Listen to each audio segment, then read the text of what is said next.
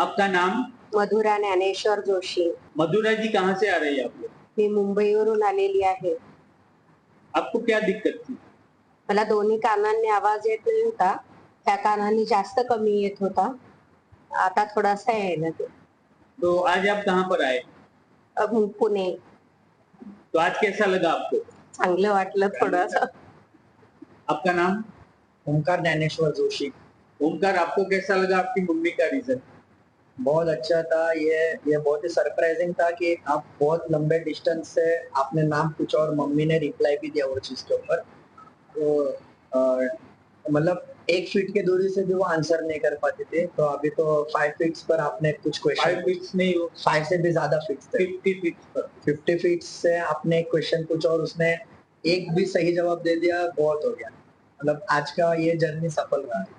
आपके जैसे लोगों को, मतलब आपकी उम्र के लोगों को सुनने में दिक्कत है, इंडिया में लाखों लोगों को, उनके लिए आप मराठी में क्या मैसेज दोगे? जसं माझ्यासारख्या लोकांना ऐकायला येतं कमी किंवा समजत नाही, ऐकायलाच येत नाही तर समोरचा काय बोलतो ते समजत नाही, तर माझी त्या लोकांना अशी विनंती आहे की त्यांनी एकदा अवश्य भेट द्यावी.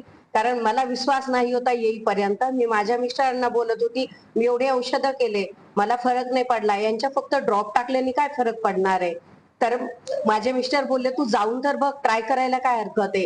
एवढे डॉक्टर केले ना, लास्ट पर्याय बघू तर घेऊया. म्हणून मी आज सकाळी लवकर मुंबईवरून निघालेली आहे. इथे यायला मला 11:30 वाजले. 11:30च्या नंतर असं इथे आल्यानंतर थोडस तुमच्याशी बोलल्यावर वाटलं की फरक जाणवेल. नंतर बघितलं तर इथं देवांचे पण मंदिर आहे आणि सगळ्यात जास्त मी दत्ताला मानते. तर तिथे दत्त बाबा पण दिसले मला. मला विश्वास आला, मला बरं वाटेल. आणि आता मला थोडासा ऐकायला येतो, म्हणजे एवढ्या लांबून तुम्ही बोललात हे मला जाणवलं नाही, पण तुमच्याकडे बघितलं मी पाठीमागे वळून, तेव्हा तुम्ही एवढ्या लांबून बोलत होते, मला असं वाटलं माझ्या जवळून बोलताय. तर खरंच धन्यवाद आहे तुमच्या टीमचे आणि तुम्हाला खूप खूप शुभेच्छा. आणि ज्यांना ऐकायला येत नाही त्यांनी अवश्य यावं अशी माझी इच्छा आहे. माझ्यासारखं त्यांना पण ऐकायला येईल. धन्यवाद.